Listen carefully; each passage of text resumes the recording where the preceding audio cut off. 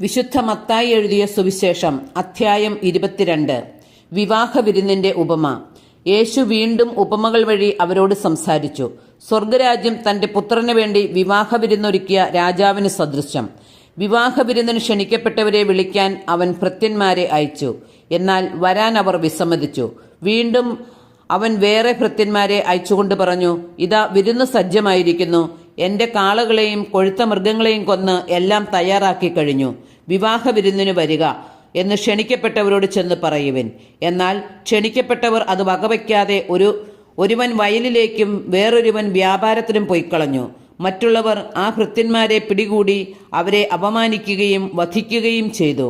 രാജാവ് ക്രുദ്ധനായി സൈന്യത്തെ അയച്ച് ആ കൊലപാതകികളെ നശിപ്പിച്ചു. അവരുടെ നഗരം അഗ്നിക്കിരയാക്കി. അനന്തരം അവൻ ഭൃത്യന്മാരോട് പറഞ്ഞു, വിവാഹ വിരുന്ന് തയ്യാറാക്കിയിരിക്കുന്നു, എന്നാൽ ക്ഷണിക്കപ്പെട്ടവർ അയോഗ്യരായിരുന്നു. അതിനാൽ നിങ്ങൾ വഴിക്കവലകളിൽ ചെന്ന് അവിടെ കണ്ടെത്തുന്നവരെയെല്ലാം വിവാഹ വിരുന്നിന് ക്ഷണിക്കുവിൻ.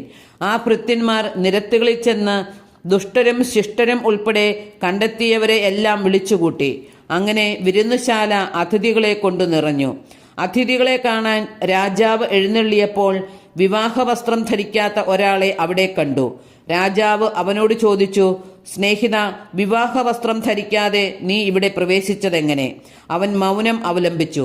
അപ്പോൾ രാജാവ് പരിചാരകന്മാരോട് പറഞ്ഞു, അവനെ കൈകാലുകൾ കെട്ടി പുറത്തെ അന്ധകാരത്തിലേക്ക് വലിച്ചെറിയുക.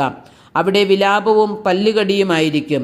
എന്തെന്നാൽ വിളിക്കപ്പെട്ടവർ വളരെ, തെരഞ്ഞെടുക്കപ്പെട്ടവരോ ചുരുക്കം.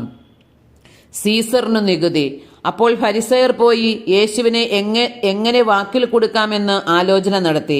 അവർ തങ്ങളുടെ അനുയായികളെ ഹെരോദോസ് പക്ഷക്കാരോടൊത്ത് അവന്റെ അടുത്ത് അയച്ചു ചോദിച്ചു, ഗുരു, നീ സത്യവാനാണെന്നും ആരുടെയും മുഖം നോക്കാതെ നിർഭയനായി ദൈവത്തിന്റെ വഴി സത്യമായി പഠിപ്പിക്കുന്നുവെന്നും ഞങ്ങൾ അറിയുന്നു. അതുകൊണ്ട് ഞങ്ങളോട് പറയുക, നിനക്ക് എന്തു തോന്നുന്നു? സീസറിന് നികുതി കൊടുക്കുന്നത് നിയമാനുസൃതമാണോ അല്ലയോ? അവരുടെ ദുഷ്ടത മനസ്സിലാക്കിക്കൊണ്ട് യേശു പറഞ്ഞു, കപടനാട്യക്കാരെ, നിങ്ങൾ എന്നെ പരീക്ഷിക്കുന്നതെന്ത്? നികുതിക്കുള്ള നാണയം എന്നെ കാണിക്കുക. അവർ ഒരു ദനാറ അവനെ കാണിച്ചു. യേശു ചോദിച്ചു, ഈ രൂപവും ലിഖിതവും ആരുടേതാണ്? സീസറിൻ്റേത് എന്ന് അവർ പറഞ്ഞു. അവൻ അരുളി ചെയ്തു, സീസറിനുള്ളത് സീസറിനും ദൈവത്തിനുള്ളത് ദൈവത്തിനും കൊടുക്കുക. ഇത് കേട്ട് അവർ വിസ്മയഭരിതരായി അവനെ വിട്ടുപോയി. പുനരുത്ഥാനത്തെക്കുറിച്ച്. പുനരുത്ഥാനമില്ലെന്ന് പറയുന്ന സദുക്കായർ അന്നു തന്നെ അവനെ സമീപിച്ച് ചോദിച്ചു, ഗുരു, ഒരുവൻ സന്താനമില്ലാതെ മരിച്ചാൽ അവന്റെ സഹോദരൻ ആ വിധവയെ വിവാഹം ചെയ്ത് സഹോദരന് സന്താനങ്ങളെ ഉൽപ്പാദിപ്പിക്കണമെന്ന് മോശ അനുശാസിച്ചിട്ടുണ്ട്. ഞങ്ങളുടെ ഇടയിൽ 7 സഹോദരന്മാർ ഉണ്ടായിരുന്നു. ഒന്നാമൻ വിവാഹം ചെയ്തു സന്താനമില്ലാതെ ഭാര്യയെ സഹോദരന് വിട്ടുകൊണ്ട് അവൻ മരണമടഞ്ഞു. ഇങ്ങനെ തന്നെ രണ്ടാമനും മൂന്നാമനും അങ്ങനെ 7ാമൻ വരെയും. അവസാനം ആ സ്ത്രീയും മരിച്ചു. അതിനാൽ പുനരുത്ഥാനത്തിൽ അവൾ ഈ 7 പേരിൽ ആരുടെ ഭാര്യയായിരിക്കും? അവർക്കെല്ലാം അവൾ ഭാര്യ ആയിരുന്നിട്ടുണ്ടല്ലോ. യേശു മറുപടി പറഞ്ഞു, വിശുദ്ധ ലിഖിതങ്ങളോ ദൈവത്തിന്റെ ശക്തിയോ മനസ്സിലാക്കാത്തതിനാൽ നിങ്ങൾക്ക് തെറ്റുപറ്റിയിരിക്കുന്നു. പുനരുത്ഥാനത്തിൽ അവർ വിവാഹം ചെയ്യുകയോ ചെയ്തു കൊടുക്കുകയോ ഇല്ല. പിന്നെയോ അവർ സ്വർഗദൂതന്മാരെ പോലെ ഇരിക്കും. ഞാൻ അബ്രാഹത്തിന്റെ ദൈവവും ഇസഹാക്കിന്റെ ദൈവവും യാക്കോബിന്റെ ദൈവവുമാണെന്ന് മരിച്ചവരുടെ പുനരുത്ഥാനത്തെപ്പറ്റി ദൈവം നിങ്ങളോട് അരുളി ചെയ്തിരിക്കുന്നത് നിങ്ങൾ വായിച്ചിട്ടില്ലേ? അവിടുന്ന് മരിച്ചവരുടെയല്ല ജീവിക്കുന്നവരുടെ ദൈവമാണ്. ജനക്കൂട്ടം ഇത് കേട്ടപ്പോൾ അവന്റെ പ്രബോധനത്തെപ്പറ്റി ആശ്ചര്യപ്പെട്ടു. സുപ്രധാന കൽപ്പനകൾ. യേശു സദുക്കായരെ വാക്കുമുട്ടിച്ചെന്ന് കേട്ടപ്പോൾ ഫരിസയർ ഒന്നിച്ചുകൂടി. അവരിൽ ഒരു നിയമപണ്ഡിതൻ അവനെ പരീക്ഷിക്കാൻ ചോദിച്ചു, ഗുരു, നിയമത്തിലെ അതിപ്രധാനമായ കൽപ്പന ഏതാണ്? അവൻ പറഞ്ഞു, നീ നിന്റെ ദൈവമായ കർത്താവിനെ പൂർണ്ണ ഹൃദയത്തോടും പൂർണ്ണാത്മാവോടും പൂർണ്ണ മനസ്സോടും കൂടെ സ്നേഹിക്കുക. ഇതാണ് പ്രഥമവും പ്രധാനവുമായ കൽപ്പന. രണ്ടാമത്തെ കൽപ്പനയും ഇതിനു തുല്യം തന്നെ.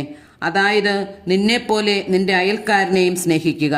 ഈ 2 കൽപ്പനകളിൽ സമസ്ത നിയമവും പ്രവാചകന്മാരും അധിഷ്ഠിതമായിരിക്കുന്നു.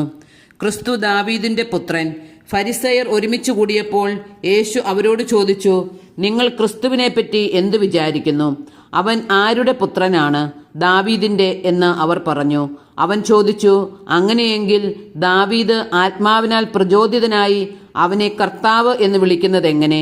അവൻ പറയുന്നു, കർത്താവ് എൻ്റെ കർത്താവിനോട് അരുളി ചെയ്തു, ഞാൻ നിന്റെ ശത്രുക്കളെ നിന്റെ പാദങ്ങൾക്ക് കീഴിലാക്കുവോളം നീ എൻ്റെ വലതുഭാഗത്ത് ഉപവിഷ്ടനാകുക.